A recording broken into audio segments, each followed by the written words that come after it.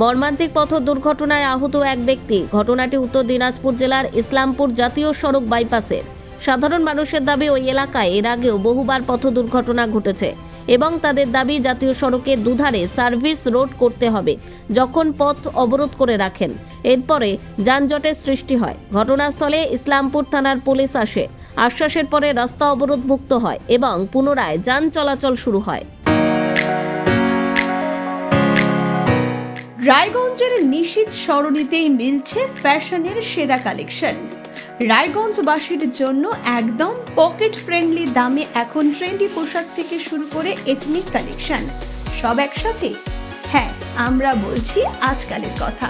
এখানে মিলছে এক ছাদের নিচে পরিবারের সবার জন্য পোশাক, মহিলা, পুরুষ আর শিশুদের জন্য অসাধারণ কালেকশন।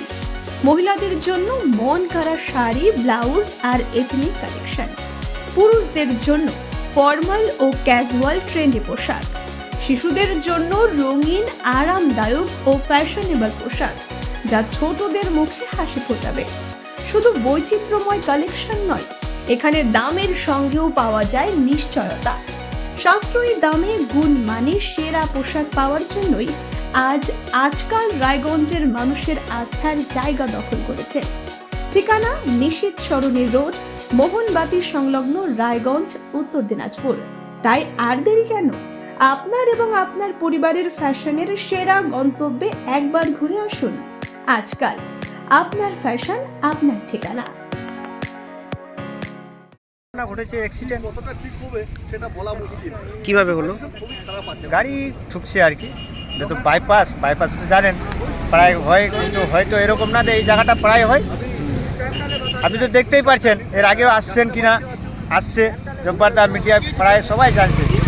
কিন্তু একটাই কথা, যে বাইপাসে অ্যাক্সিডেন্ট, ওই বাচ্চাকে ছাড়তে গিয়ে রিটার্ন এদিক দিয়ে যাচ্ছিল, একটা কী যেন লরি বড় গাড়ি আসে ঠুকে দিয়েছে ওকে।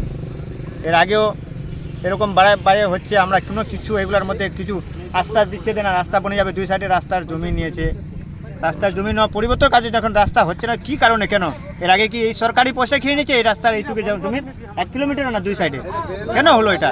এই রাস্তা আমাদেরকে বানাই দিলে আমাদের জন্য খুবই ভালো হবে।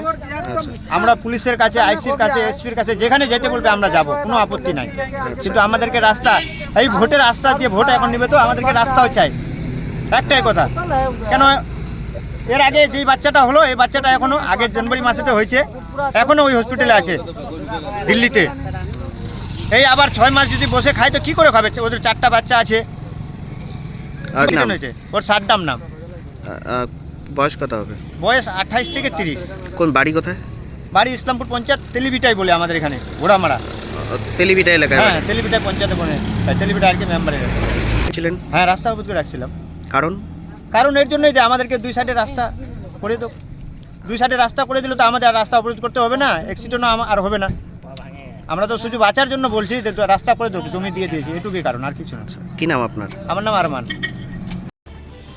ইসলামপুর থেকে দেবব্রত চক্রবর্তীর রিপোর্ট, কুলিক নিউজ।